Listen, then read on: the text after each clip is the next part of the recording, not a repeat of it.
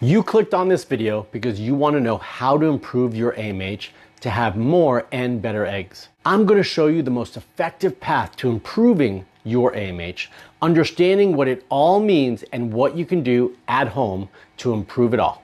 I can assure you, this is the simplest way, even if your numbers are not the best. And what you are about to learn is coming from 21 years of experience as a fertility coach, helping couples get pregnant from all over the world, and seeing how AMH can be improved and how thousands of couples I've coached were able to do it in just a few months, following my simple steps. Trust me when I say improving AMH is possible, even if you've been told that you have bad eggs and that you need an egg donor. But before I jump into all of that, I want to give you this free guide, which is going to be super helpful if you're trying to get pregnant and want to know what to eat to be more fertile. I'm going to leave the link below so that you can download it for free. Now let's dive into everything about AMH. So first, we've got to talk about what is AMH. AMH, also known as anti-mullerian hormone, is an important hormone for your fertility. So this marker is used to assess how many eggs you have left, also known as ovarian reserve, meaning how many eggs do you have in your ovaries that can be used to get pregnant in the future. That's right. Now, it's not a direct correlation one-to-one. So let's just say, for instance, you checked your AMH and it said 2.5. It doesn't mean that you have 2.5 million eggs or 250,000 eggs or anything like that. But it gives us a ballpark of what we're looking at. That's what it gives us, okay? It gives us an understanding of where your level is at, what range it's at, and if we need to spend a little bit more time and energy and resources to improve that or not. It does not tell us about your egg quality, and I want to be clear, okay? A lot of people confuse that and misinterpret AMH for egg quality. That's not what it's telling us. It's telling us how many eggs you have left. Now, you all might be saying, well, you said that we can improve it, but I've always been told that we are born with all the eggs that we ever will have. So how can that be improved? Well, what I can tell you is that I don't find that AMH is the most reliable hormone to test. Does that mean that we don't test it? No.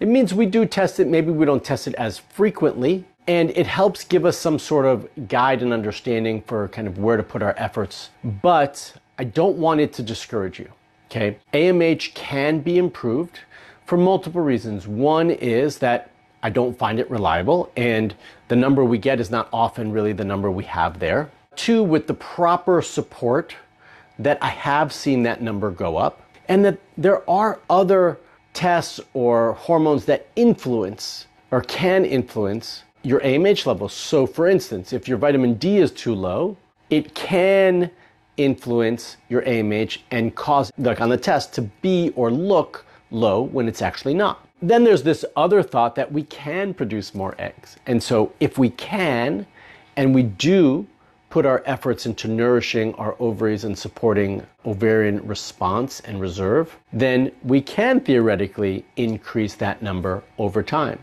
So there's lots of reasons why we should put an effort into it and that you shouldn't just ignore this number. On the same token, there's some information that says, well, maybe we put a little too much effort into AMH. There is research to show that AMH as a fertility and pregnancy predictor is really not reliable and does not mean that you will not be able to conceive. I have seen many, many women with AMH levels at 0.1 or 0.01 be able to conceive and have children. So we should not put all of our resources into that specific number, and you shouldn't throw away your fertility and be discouraged if it's low. The most important thing that I want you to take out of this is that if you have a regular cycle, if you are ovulating regularly, then you can conceive. And our focus should really be put towards egg quality and supporting that. I don't want you to just take my word for it though. I want you to hear from other women who have had similar situations and have been able to improve their AMH levels. But before I get into that, I do want to talk about some things that you can do that will definitely impact that number, okay? Number one is dietary adjustments. If you are eating crappy food and you're not eating nutrient-dense food, then that's going to be a problem. That's not supportive for your fertility.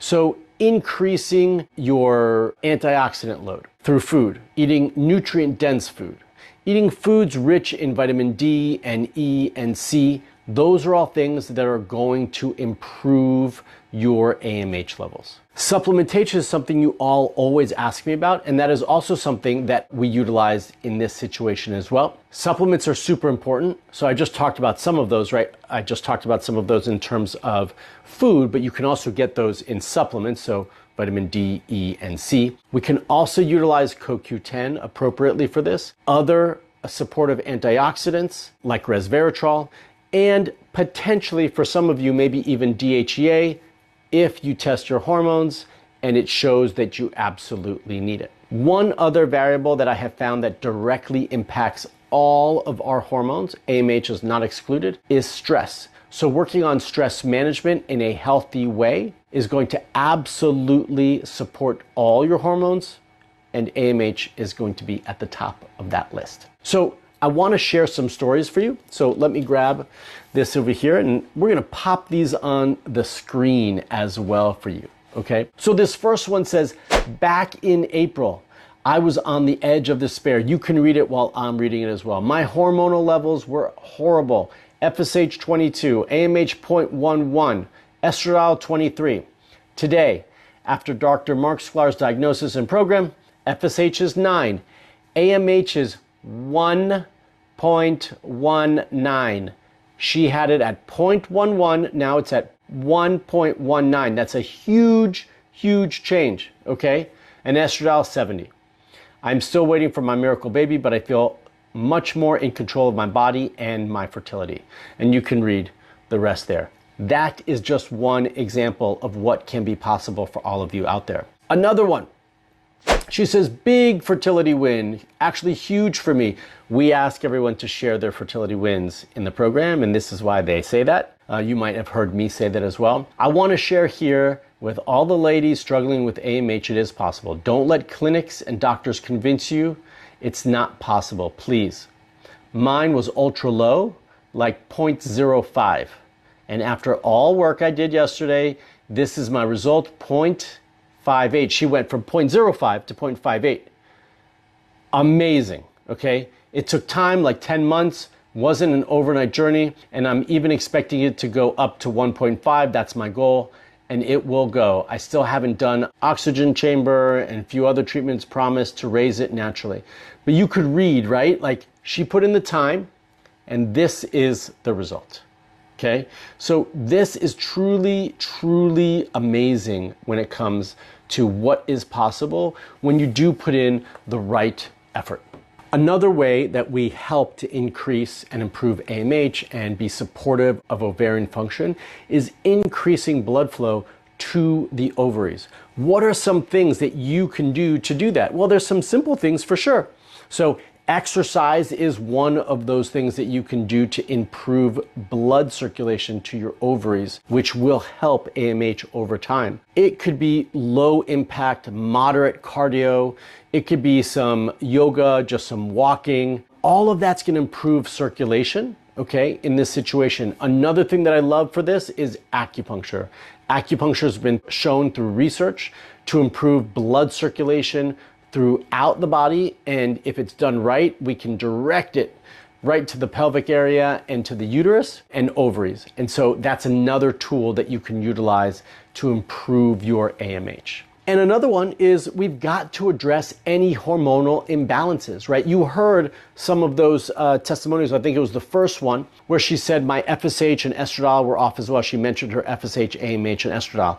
The second results showed that they all had improved. So we can't just focus on one. We've got to focus on all the hormones, whether that is thyroid or FSH or estradiol. we've got to manage all of those things. And some of the ways we manage and be supportive of all your hormones is supporting your thyroid, supporting blood sugar and insulin resistance, because most of us have a lot of blood sugar issues, and being more comprehensive and integrative with our approach. So that is something that you all can start to do now. And some of those things that I just put in there as tips are going to be also helpful for all of that. I do want to read you one last testimonial to share. She said, I'm age 40, hashtag fertility win, cycle day 4. So her new results, I'm reading it backwards. So in February of 21, on cycle day 3, her FSH was 17, her AMH was 0.03. In August of the same year, her FSH was 6, and her AMH was 0.17. Okay, so it had gone up considerably. This is what's possible. This was an improvement in 6 months. You can see it right there. I just want you all to know that AMH is not static. There's a lot of things that impact it, and it can improve. So don't let a low AMH level get you down or depressed and feel like you can't conceive. You absolutely can. You just need the right support. Okay, I'm going to leave here some stories of hope that talk about AMH and other fertility issues for you to check out. And if you want me as your coach, then remember to apply to qualify for the HOPE program using the link in the description below. And until the next video, stay fertile.